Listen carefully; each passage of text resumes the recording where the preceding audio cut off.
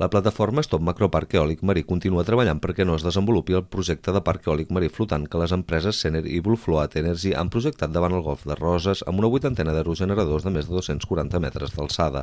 La darrera acció que han dut a terme consisteix en una recollida de signatures a través de la plataforma change.org.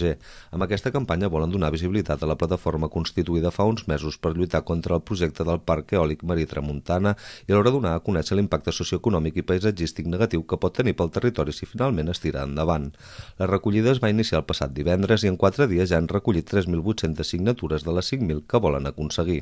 Molt content. La veritat és que no coneixia molt bé quan has d'estar content o no, perquè no sé exactament quanta gent n'és, això de 3.800 persones en 3 dies, però segons el que m'està dient la gent així és moltíssim. La gent és un tema que preocupa i es veu doncs, amb això, no? Aquestes firmes. El portaveu de la plataforma tampoc acaba de veure amb bons ulls la proposta que han fet els impulsors del Parc Tramuntana d'allunyar els aerogeneradors 4 quilòmetres més de la costa del Cap de Creus del previst inicialment en el projecte. Al final 4 quilòmetres no són res, estem parlant d'uns bitxos immensos que, com veiem al Montgrí allà, doncs serien de l'alçada del Montgrí gairebé.